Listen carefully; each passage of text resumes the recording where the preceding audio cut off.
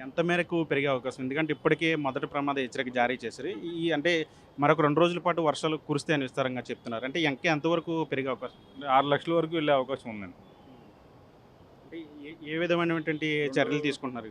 రెండో ప్రమాద హెచ్చరిక కూడా జారీ చేసే అవకాశం ఉండొచ్చండి. అంటే ఈ బుడమేరుకి సంబంధించి కూడా ఒక భయం ఉంది ప్రజల్లో. అంటే ప్రస్తుతం బుడమేరులో ఎన్ని క్యూసెక్‌ల వాటర్ ఉంది ప్రస్తుతానికి? బుడమేరు అయితే ప్రస్తుతానికి భయపడాల్సిన పని లేదండి. బుడమేరు నుంచి మనకి ఎక్కువ లేదు. మనకు కేవలం 2,000 క్యూసెక్‌లు మాత్రం వరద వస్తుందండి అంతే. సో, ఆ బుడమేరు పరిసర ప్రాంత వాసులైతే భయపడాల్సిన పని లేదండి.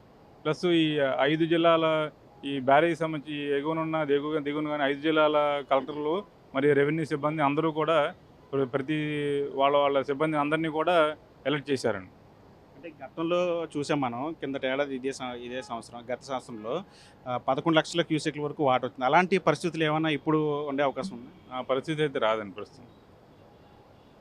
ప్రస్తుతానికైతే మనకి అంత ప్రొడిక్షన్ లేదండి. అంటే ఇంకా ఒకవేళ వాటర్ వస్తే గనక ఇంకా ఎన్ని లక్షల క్యూసెక్‌లు వచ్చే అవకాశం ఉంది? ఎట్లాంటి జాగ్రత్తలు తీసుకుంటారు? అదేండి 7,00,000 వరకు వచ్చే అవకాశం ఉందండి. 6-7,00,000 వరకు. ఈ ఈ జాగ్రత్తలు ఇంకా అంటే 6,00,000 దాటిన కాంచి మధ్యలో ఉన్న లంకలు కూడా మునిగే ప్రాంతం అదే లంకల్లో కూడా వాటర్ వచ్చే అవకాశం ఉంటది. సో, వాళ్ళని రెవెన్యూ సిబ్బంది అందరూ కూడా సురక్షిత ప్రాంతాలకు తరలించే ఏర్పాట్లు చేస్తారండి.